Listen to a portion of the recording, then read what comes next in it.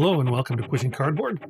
Today I'm going to talk about a topic that's been floating around in wargaming circles for a bit at this time of year: wargaming resolutions for 2025.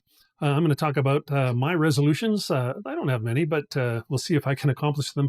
And I'm going to combine this with it's not exactly a talk about my shelf of shame or opportunity, but just a handful of games or systems that I'd like to finally crack this year that have so far eluded me. Anyway, before we get to that, my resolutions for the next year, probably the biggest one is I'd like to get to play more face to face. I play a ton of Vassal PBEM, like an absolute boatload. And now I'm playing a fair bit on Rally the Troops as well. And I play a little bit of Vassal live, but just due to my work schedule, I'm not available on the weekends when most gamers are. So I found it challenging to play face to face live, and other than at conventions, that's why I don't spend conventions doing all pushing cardboard stuff. I play a lot of games while I'm there because that's my big chance to play face to face. But I've come across a couple of fellas who are retired or working less, have some time off during the week, and so I'm going to try and arrange my days off to fit their schedule and see if I can get some more face-to-face time in, because there's just, as much as I love these games and Vassal has been a real lifesaver for me, nothing beats face-to-face. Speaking of live, my second resolution is to try and get my live show launched. I'm hoping to get it launched by the end of January, but there's a bit of I don't know. The day I was hoping to schedule it for may not turn out to be the best, so I might have to wait till sometime in February till I can work out what's the best day of the week. But I'd really like to have a bi-weekly show, see how that goes. If it goes well, we'll move it to weekly. If it doesn't go well, we'll maybe monthly or scrap it. But I'd like to give it a shot anyway.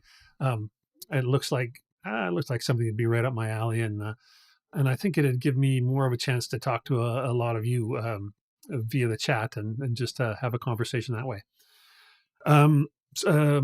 That would make for more videos as well, which is resolution number 3. I want to up my video content. I've been great about getting at least 13 podcasts out a year every year, which is great. Great on the audio end of my channels, but I don't get as many videos out as I'd like. I mean, I get at least one unboxing a week out, but I'd like to up my game away from the unboxings. I mean, I'll keep doing them as games come in, but I've enjoyed doing reviews. I've enjoyed doing playthroughs. Of course, I enjoy the shelfies. I just want to do more stuff that isn't unboxing and keep the channel more lively that way. And my final resolution is, and some of these, the live show certainly will play into this, but I'm always looking for ways to have more interaction with the listeners to the podcast, the viewers of the channel, the users of the web page. So I'm hoping to find ways to encourage people to drop by the Discord more, or the web page more, or the comments, or during the live shows, speak up, tell us what you think, tell us, ask your questions, or tell me when I'm wrong. That ought to give you plenty of opportunity. I just like to get more of a two-way conversation going. I know that's a difficult thing to do, but if we don't at least try for it, we're not going to get it. Anyway, so my last resolution is to get a few games or systems off my to be played list that they're not all new.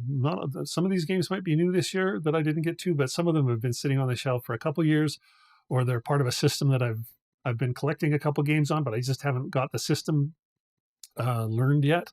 So I think we have 7 here. I was thinking I was going to choose 6 and maybe give myself 2 months with each one, but looks like I've put myself a little extra challenge. Anyway, without further ado, here's the 7 games or systems that I've been avoiding that I really want to learn. The first one is GTS, and this is Strike Counter Strike, like a small learning magazine kind of game of this of this system. And I have Utah Beach, Gold, Juno Sword, and a couple others. So I have all these monstrously big, really expensive games that I haven't learned yet. I bought them just on the recommendation of friends who are absolutely in love with them. So anyway, I'm going to start here, see if I can't get this system learned this year. Speaking of big systems, now this is a system that I maybe have one. This might even be my only one. This is Burma from OCS.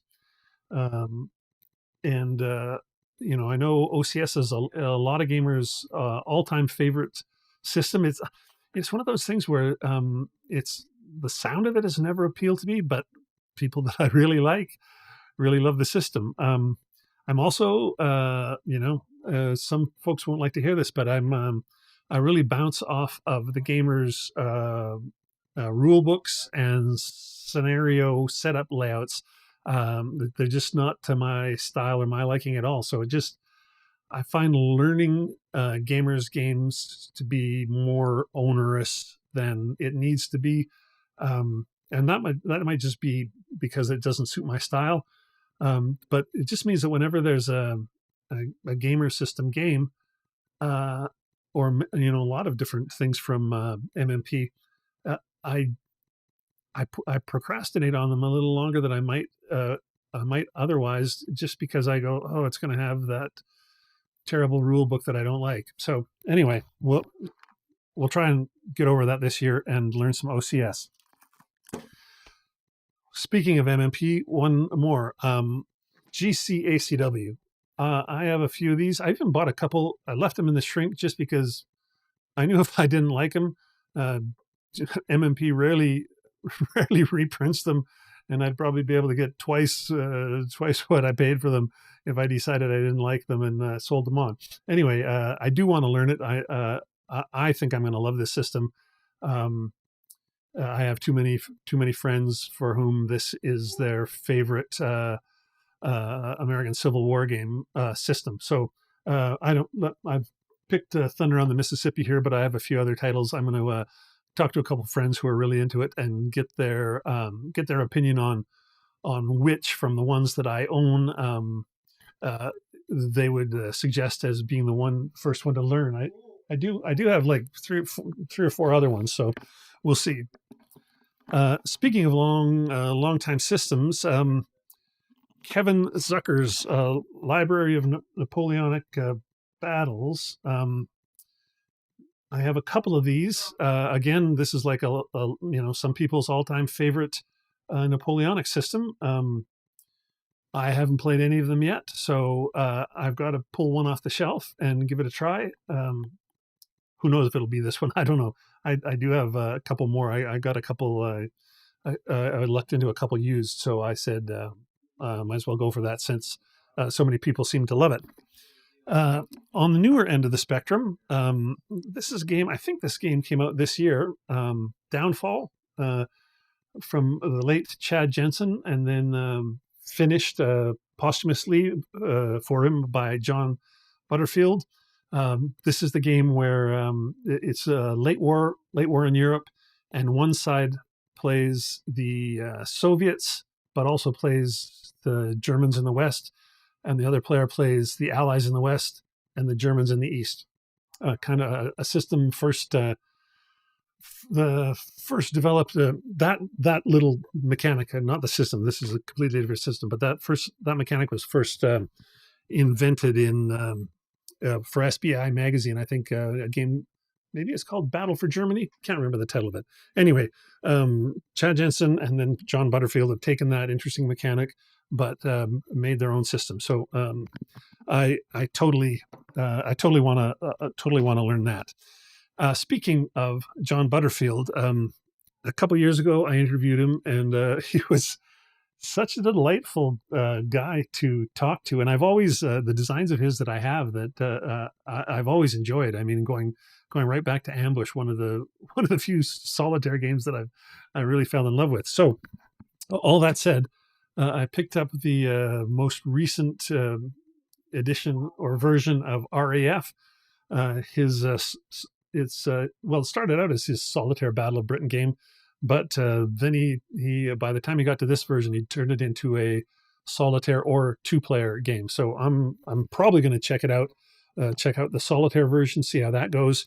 But who knows? Maybe I'll find somebody to play it opposed with. I mean, that is my goal, more opposed play. So anyway, yeah, RAF from John Butterfield. And then finally, this one's a bit of a monster that I've had for a couple years, and I've just been putting it off, but I've got to play it. Oh, here we go. Uh, Axis Empires, the follow up to um, Totaler Krieg and Daisenso.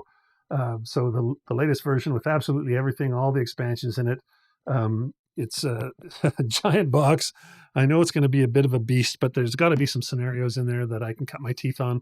Um, I I had always wanted Totaler Krieg, and I kept putting off. I found a couple of used copies, but I didn't pull the trigger on them because I knew this was coming down the pipe, and I'm talking like 5 or 6 years ago that when this was first just the whispers about it, because I didn't pull the trigger on the used ones because even used Totaler Kriegs were quite expensive. So anyway, I'm glad I held off, and now I have the latest version, which I think has been quite well received. So I don't know.